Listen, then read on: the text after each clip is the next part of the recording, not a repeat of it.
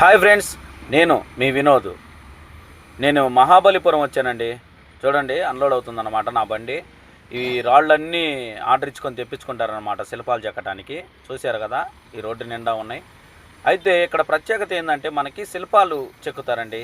ఈ ఊరి యొక్క ప్రత్యేకత ఇదే. శిల్పాలు చెక్కే వాళ్ళు ఎక్కువ అనమాట. చాలా నీట్గా తయారు చేస్తారండి, చాలా బాగా చెక్కుతారనమాట వీళ్ళు. నిత్యం ఇదే జీవనం అండి.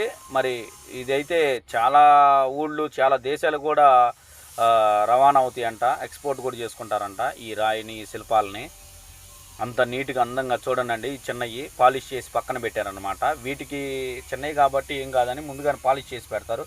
ఈ పెద్ద బొమ్మలు వచ్చేసరికి పాలిష్ చేయరండి, ఒక పక్కన పెడతారు. మీకు చూస్తున్నారు కదా, అవన్నీ పాలిష్ చేయరు అనమాట. ఒకటి రెండు చేసి పక్కన పెడతారు, అది ఎవరన్నా వచ్చినప్పుడు చూడటానికి. మిగతా ఎందుకు చేయరంటే అవి మళ్ళీ ఏదన్నా దెబ్బ తగిలిద్దని, పాడవుతుందని చెప్పేసి అని ముడి మీద అంతే పెడతారు. ఆర్డర్ వచ్చిందన్నప్పుడు అప్పుడు వాళ్ళు పాలిష్ చేసి సేల్ చేస్తారనమాట. చూడండి, ఇవన్నీ పక్కన పెట్టారు కదా, ఇదిగో ఇది వచ్చేసరికి ఇంకా పాలిష్ చేయలేదన్నమాట, చేసి పక్కన పెట్టారు. పాలిష్ చేసిన తర్వాత ఇంకా నీట్గా ఉంటుందండి డిజైను. సింహం చూశారు కదా, సింహం బాగా తయారు చేశారు.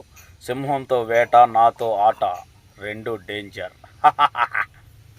చూడండి శిల్పాలు చూడండి, అందంగా చాలా నీట్గా ఉన్నాయి. ఇదేనండి ఈ ఊరి ప్రత్యేకత.